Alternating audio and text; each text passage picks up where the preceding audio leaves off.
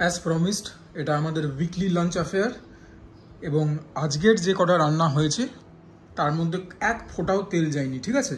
যেরকম আগের ভিডিওতে বলেছিলাম, এই ভিডিওতে সে একই কথা বলবো এবং এরপর থেকে প্রত্যেক সপ্তাহে একই কথা বলতে থাকবো যে এরকম খাবার দাবারেরও কিন্তু প্রচণ্ড ইম্পর্টেন্স। মানে শরীর ঠিক থাকবে না, তোমাদের যে কোয়ারি একটা মানে কি বলবো একটা কোয়েশ্চেন রয়েছে, যে লিঙ্গারিং কোয়েশ্চেন রাদার, যে দাদা এত খাও তাও কি করে শরীরকে মেনটেন করো।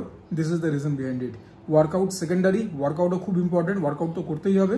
ওয়ার্কআউট আমরা মাসেলকে পরে ট্রেন করি, প্রথমে আমাদের মাইন্ডকে ট্রেন করি। You have to be discipline, এবং ডিসিপ্লিনের খুব বড় একটা অংশ হচ্ছে ডায়েট। এরকম খাবার দাবার আমি আজকে তেল ছাড়া খাচ্ছি সেটা অন্যরকম কথা, কিন্তু অল্প তেলে রান্না, বাড়ির খাবার, হাই প্রোটিন ডায়েট, কার্বোহাইড্রেটটাকে লিমিটেশনে খাওয়া, এগুলো সমস্ত রকমভাবে ভীষণ রকমভাবে ইম্পর্টেন্ট।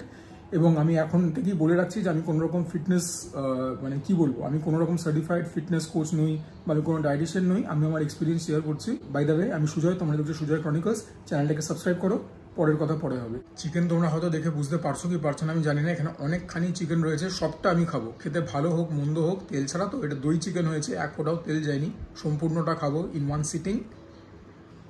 এটা হচ্ছে একটা পাঁচমেশালি তরকারি বলতে পারো। বড়িটা যে ওপরে দেওয়া রয়েছে এটাও কিন্তু শাঁখা, ভাজা নয়। আলু, বেগুন, ঝিঙে, গাজর, কুমড়ো, 5 রকম তো গেছেই। মুসুরির ডাল ফোড়ন গেছে, তবে তেল যায়নি।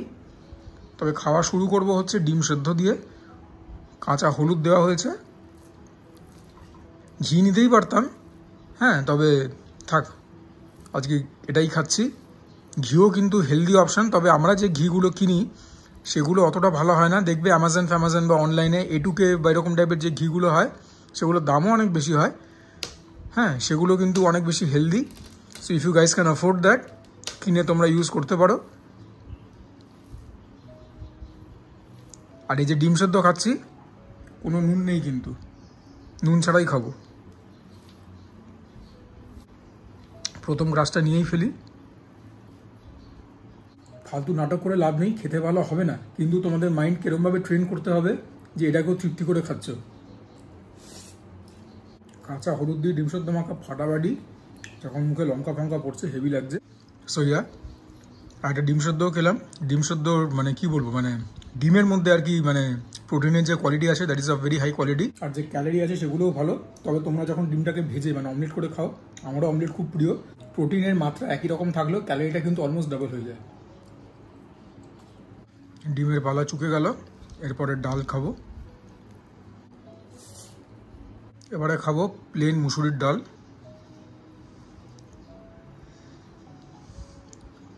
আর এটাকে খাওয়ার জন্য রয়েছে পাঁপড় শাঁকা। The options really get limited যখন তোমরা কম তেলে বা তেল ছাড়া খেতে চাও। বাট হ্যাঁ, এটাই তো চ্যালেঞ্জ। তোমাদেরকে এখন থেকেই বলছি, প্রত্যেক সপ্তাহে যে বিশাল বিশাল নিত্য নতুন কিছু দেখাতে পারবো তা কিন্তু নয়, because the options are limited যখন তুমি এতটা স্ট্রিক্ট একটা কী বলবো রিজিম ফলো করতে চাইছো। বাট হ্যাঁ, সেটাও একটা ব্যাপার।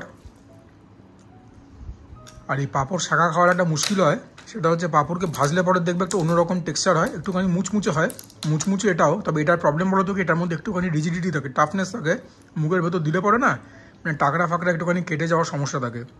ওর জন্য আমি ভেঙে নিলাম। তাতেও কিন্তু একটুখানি সাবধানেই খেতে হবে। বলাই বাহুল্য যে এই ডালটাই যদি ধরো তেল দিয়ে সম্বর দিয়ে হতো, এর সঙ্গে আচার নিতাম, আচারের তেল ফেল, তখন যদি পাঁপড় শাঁকা দিয়ে খেতাম, ধরো পাঁপড়টা ভাজলামও না, স্বাদ আরও বাড়তো। তবে এটা তো আমার ডিসিশন, তাই না? চয়েসটা পুরোপুরি আমার।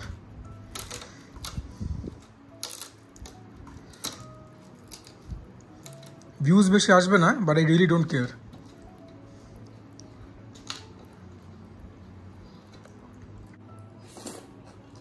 আর মুসুরির ডাল থেকেও কিছুটা প্রোটিন তো পেলাম।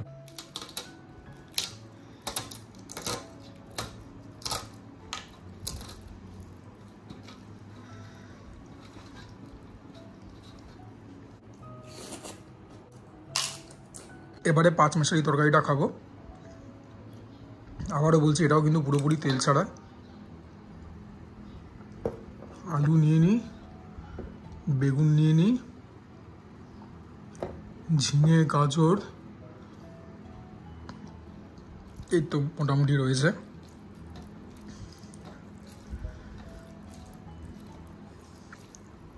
প্রথমে একবার আলোচনা হয়েছিল যে এটার মধ্যে চিংড়ি মাছ দেওয়া হবে কিনা, তারপরে দেখা গেল যে না, চিংড়ি মাছ দিলে পরে চিংড়ি মাছের যে গন্ধটা সেটা যাবে কি যাবে না সেটা একটা প্রশ্নের বিষয়, যদি সেটাকে ফ্রাই না করে দেওয়া হয়। ওর জন্য চিংড়ি মাছটাকে পুরোপুরি অ্যাভয়েডই করা হয়েছে। একদম চটকে মেখে নিয়ে দেখি প্রথম গ্রাসটা, ঠাকুর করুক ভালোই হোক খেতে। তেল ফেল দিয়ে করানি অত কি ভালো হয়, তবে যেহেতু তেল মশলা বেশি যায়নি, প্রত্যেকটা যে ভেজিটেবল গেছে সেটার যে একটা স্বতন্ত্র স্বাদ সেটা পেলাম। কুমড়োর মিশ্রতা, গাজরের মিশ্রতা ঠিকই আছে। রোজ দিন তো আর ল্যাভিশ করে খেলে চলবে না, চলবে কি? চলবে না।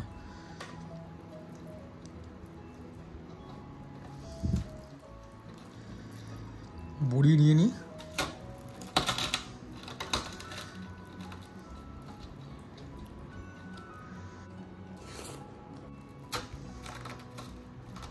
এটার পরেই মুরগির পালা, এটাকে শেষ করে নিই।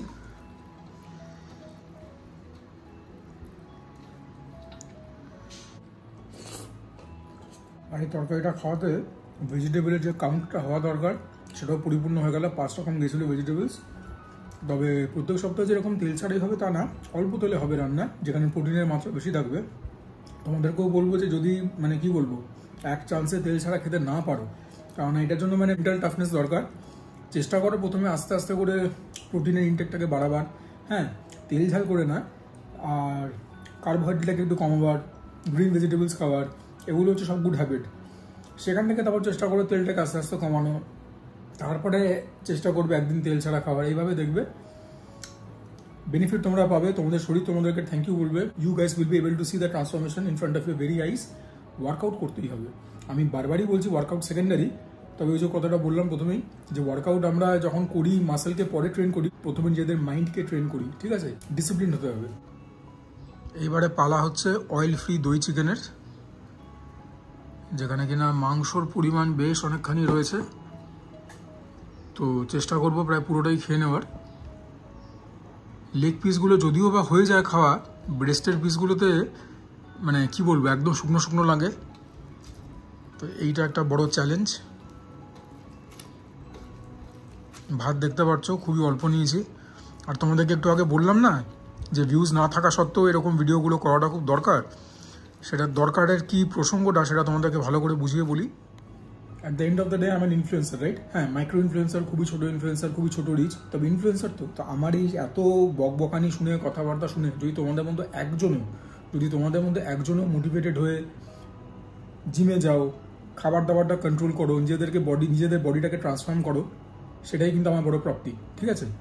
ভিউজ সেরকম কখনোই পাই না, নইলে পরে 500টার ওপরে ভিডিও হয়ে গেল, এখনও 7,000 সাবস্ক্রাইবার হয়নি। So the struggle is real for me. তবে এই যে কথাটা বললাম যে শুধুমাত্র ওই প্রাপ্তিটাকে ধরেই আমি বসে নিই, তোমাদের কাছ থেকে কোনোরকমভাবে ভালোবাসা পেয়েছি। তোমরা যারা নিয়মিত আমার ভিডিওতে কমেন্ট করো, আমি যখন প্রথম ভিডিও আপলোড করা চালু করি কখনো ভাবিও নি যে এত লোক আমাকে কমেন্ট করবে। তার মধ্যে অনেকে রয়েছে যারা কিনা আমার ভিডিও নিয়মিত দেখো, নিয়মিত কমেন্ট করো। So my heartfelt gratitude to each and every one of you. আর তোমাদের মধ্যে একজনও যদি আমার ভিডিও দেখে জিমে যাও, নিয়মিত জিমে যেতে হবে, একদিন দুদিন না, যে মাসেল পেন হবে সেগুলোকে সহ্য করো, ঠিক মতো ডায়েট ফলো করো, সেটাই আমার জন্য খুব বড় প্রাপ্তি। কমেন্ট করবে যে আমার কথাবার্তা শুনে তোমাদের মধ্যে কেউ কি নতুনভাবে জিমের মেম্বারশিপ নিয়েছো, নিজেদের ডায়েটকে কি ঠিক করেছো। বাই দ্য ওয়ে, এই হচ্ছে ঝোলের রং আর টেক্সচার। চিকেন সুসিদ্ধই হয়েছে। বলো তো কি, যখন তেল কষা বা এরকম টাইপের রান্নাবান্নাগুলো হয় তখন যদি একটুখানি টাফও থাকে না মাংস, হয়ে যায় খাওয়াটা। কিন্তু যখন এরকম তেল ছাড়া বা অল্প তেলে ওই মানে সেদ্ধ ফোটানো খাবার হয়, তখন যদি মাংস শক্ত থাকে না, সেটা খাওয়াটা অত্যন্ত চ্যালেঞ্জিং হয়ে যায়। এটা যথেষ্ট ভালো হয়েছে, গরম মশলা আছে আর দইয়ের টক ভাব, এর থেকে বেশি তো কিছু নেই। তো বলবো কি বলো। এই তো চলে এসছে একটা ব্রেস্টের পিস, এবং এটা কিন্তু একটুখানি শক্ত আছে, এই ভয়টাই পাচ্ছিলাম আমি। যাই হোক, কিছু তো করবার নেই এখন, আর এটাই খেতে হবে। দেখতে দেখতে ভাত শেষ হয়ে গেল, তবে চিকেন এখন অনেকখানি রয়েছে, চিকেনটা তো খেতে হবেই। এটাই তো আজকের primary source of protein.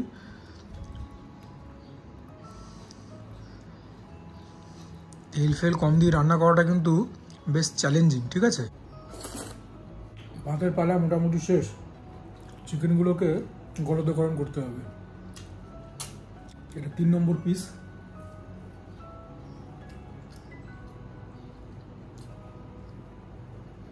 4 number piece, স্বাদ কিরকম ভুলে গেছি। At this point of time it is just about stacking the protein count. 5 number piece, কতগুলো পিস আবার বোনলেসও ছিল। এগুলো আর কি তোমার ওই লেগের দিকে, থাইয়ের দিকে, এগুলো খেতে একটুখানি বেশি মজা। যারা তোরা প্রফেশনাল বডি বিল্ডার হয় বা টু অ্যান এক্সটেন্ট পাওয়ার লিফটার হয় কম্পিটিশনের আগে, তখন তারা যে কি পরিমাণে ক্যালোরি কাট করে দেখলে মানে না দেখলে বিশ্বাস করবে না। লেগ পিস ছেড়ে দাও, ব্রেস্টটাকেই খেতে হবে তাদের। অ্যাথলিটদের যে লাইফটা হয় সেটা কিন্তু একদম সাধু সন্ন্যাসীদের মতোই হয়। আমি অ্যাথলিট নই, প্রফেশনাল, তবে আমি বললাম আর কি, দেখে ইন্সপিরেশন তো পাই। এটাই হচ্ছে এই বেলার লাস্ট পিস, এটা 6 নম্বর পিস। 2টো পিস আরও ছিল, আর পারছি না খেতে। বাট একটা সিটিংয়ে বসে এরকম টাইপের রান্নার 6খানা পিস মাংস, মানে মুরগির মাংস খাওয়া কিন্তু চারটেখানি কথা নয়। ভেবে দেখবে একবার ব্যাপারটা।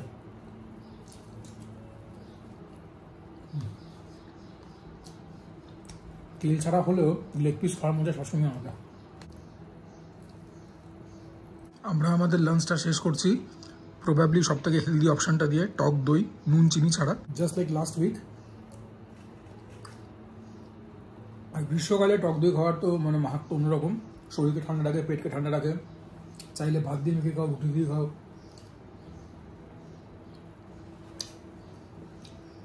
টক দই অলওয়েজ রক্স। নুন ছাড়া চিনি ছাড়া কিরকম লাগছে খেতে বুঝতেই পারছো। তারপরে বাড়ির পাতা, এক্সট্রা অর্ডিনারিলি টক, খেতে হবে।